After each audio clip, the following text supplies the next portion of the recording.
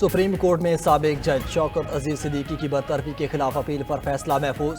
سماعت کے آغاز پر فیض حمید کے وکیل خواجہ حارث نے تمام الزامات مسترد کیے۔ شوکت صدیقی کے وکیل حامد خان نے دوبارہ انکوائری کا مطالبہ کرتے ہوئے سپریم جوڈیشل کونسل کا حکم کالعدم قرار دینے کی استدعا کی۔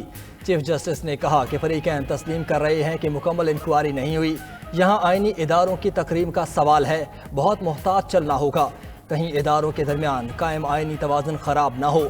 انکوائری میں الزامات غلط ثابت ہوتے ہیں تو کیا جج کو ہٹانے کا فیصلہ برقرار رہے گا؟ اگر تقریر کرنے پر جج کو ہٹایا جائے پھر تو آدھی عدلیہ گھر چلی جائے گی۔ بار کونسلز کی میٹنگز میں کئی ججز تقریریں کرتے ہیں، اصل مسئلہ شوکت صدیقی کی تقریر میں اٹھائے گئے نکات کا ہے۔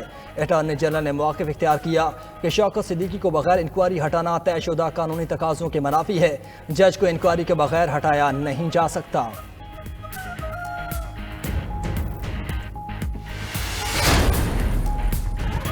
قاسم سوری نے غیر قانونی طور پر اسمبلی توڑی، کیوں نہ ان کے خلاف آئین شکنی کی کارروائی کا حکم دیا جائے۔ انتخابی عذرداری پر نااہلی کے کیس میں چیف جسٹس کے ریمارکس، قاسم سوری آئندہ سماعت پر ذاتی حیثیت میں طلب۔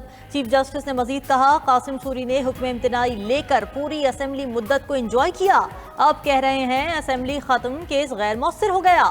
یہ نہیں ہو سکتا کہ عہدہ انجوائے کیا اور چلے گئے، جس کسی نے بھی آئین کی خلاف ورزی کی اس کو نتائج کا سامنا کرنا ہوگا۔ وکیل نعیم بخاری نے کہا، الیکشن ٹریبیونل نے کہا تھا قاسم سوری نے کوئی کرپٹ پریکٹس نہیں کی۔ چیف جسٹس نے کہا، ہائی کورٹ نے تو انتخابات دوبارہ کرانے کا کہا تھا۔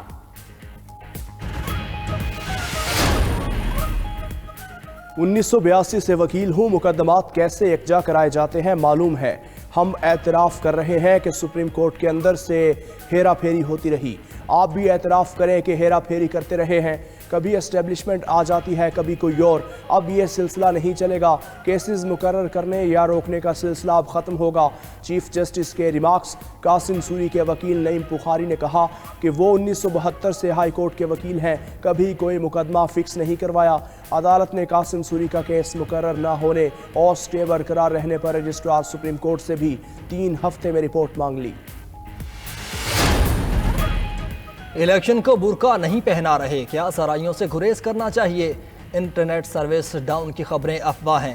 نگران وزیر اطلاعات مرتضیٰ سولنگی اور دیگر کی پریس کانفرنس، بولے غیر ملکی صحافیوں اور مبصرین کو 49 ویزے جاری کیے جا چکے۔ روس، کینیڈا، جاپان سمیت دیگر ممالک سے مزید درخواستیں بھی پروسیس میں ہیں۔ اندرون ملک سے بھی 6000 سے زائد درخواستیں مل چکی۔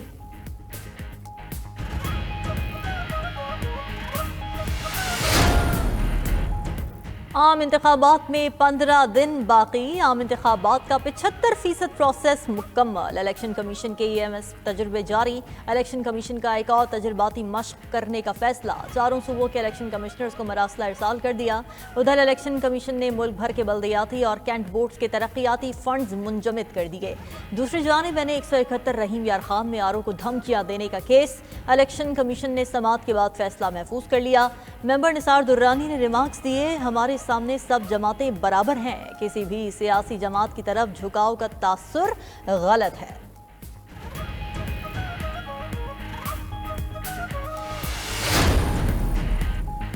ملک میں الیکشن کی گہما گہمی عروج پر مسلم لیگ نون آج بہاولپور کے علاقے احمد پور شرقیہ میں پنڈال سجائے گی۔ نواز شریف آج اپنے حلقہ NA-130 کا دورہ اور ریلی میں شریک ہوں گے، مریم نواز بھی ان کے ہمراہ ہوں گی۔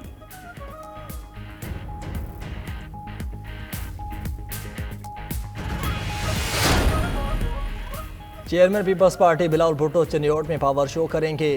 جلسہ گاہ میں 80 فٹ لمبا اسٹیج تیار، کرسیاں لگا دی گئیں۔ لاہور، چیئرمین پاکستان پیپلز پارٹی بلاول بھٹو راسفہ بھٹو NA-127 میں مرکزی انتخابی دفتر کا افتتاح کریں گے۔ شہری رحمان کا کہنا ہے بلاول نفرت اور تقسیم کی سیاست کی نفی اور عوام کے مسائل کے حل کی جدوجہد کر رہے ہیں۔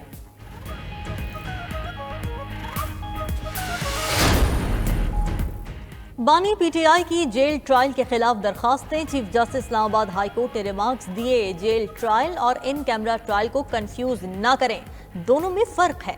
جیل ٹرائل ان کیمرہ ٹرائل نہیں ہوتا، صرف دیکھنا یہ ہے کہ طریقہ کار کو فالو کیا گیا یا نہیں۔ اٹارنی جنرل کی عدم موجودگی پر سماعت میں کچھ دیر کا وقفہ۔ توشہ خانہ اور 190 ملین پاؤنڈ کیسز بانی PTI کا ضمانت کے لیے اسلام آباد ہائی کورٹ سے رجوع، احتساب عدالت کا فیصلہ کالعدم قرار دینے کی اپیل، الگ الگ درخواستوں میں استدعا کی گئی کہ مقدمات سیاسی انتقام اور بدنیتی پر مبنی ہیں، کیسز کا ٹرائل مکمل ہونے تک ضمانت منظور کی جائے۔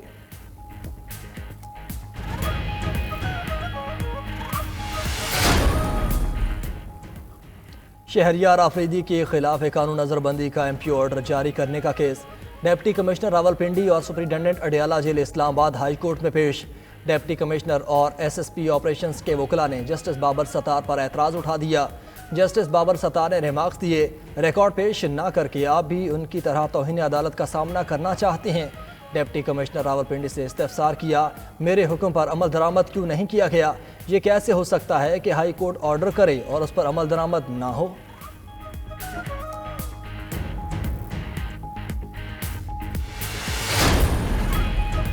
سندھ ہائی کورٹ میں لاپتہ افراد کی بازیابی سے متعلق کیس پولیس رپورٹس غیر تسلی بخش قرار۔ جسٹس نعمت اللہ پھلپوٹو نے ریمارکس دیے، بتایا جائے 1 مہینے کا وقت دیا تھا، اتنے دنوں میں کیا اقدامات کیے؟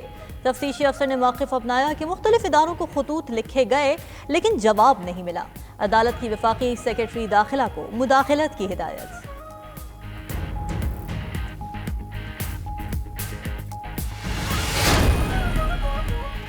نواز شریف نے اپنے سیاسی مخالفین کے مقابلے میں بہترین معاشی کارکردگی دکھائی۔ بلومبرگ نے پاکستان کی 1990 سے اب تک کی معاشی تجزیاتی رپورٹ جاری کر دی۔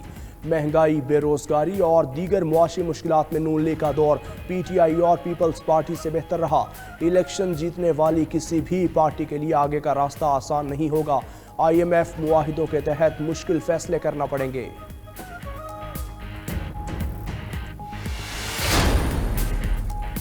آئی ایم ایف نے پاکستان کو درپیش بیرونی فائنانسنگ کے بلند خطرات کی نشاندہی کر دی۔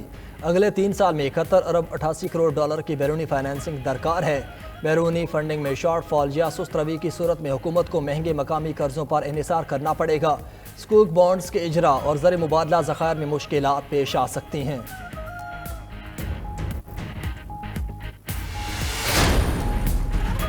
وفاقی کابینہ کا اجلاس جاری، 3 نگالتی ایجنڈا زیر غور۔ ایف بی آر کی تشکیل 9 کی منظوری ہوگی۔ سٹاف میں کمی اور ٹیکس وصولی کے لیے اصلاحات ہوں گی۔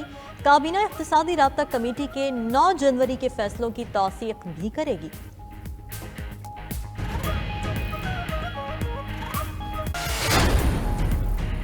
طویل خشک سالی کا سلسلہ تھمنے کے قریب، محکمہ موسمیات نے 25 جنوری کے بعد بارش کی نوید سنا دی۔ اسلام آباد، خیبر پختونخوا، گلگت بلتستان اور کشمیر میں بارشیں ہوں گی۔ پہاڑی علاقوں میں برف باری پڑنے کا بھی امکان۔ ادھر کے پی اور پنجاب کے مختلف میدانی علاقے آج بھی شدید دھند کی لپیٹ میں رہے۔ حد نگاہ کم ہونے پر گاڑیوں کی روانی متاثر رہی۔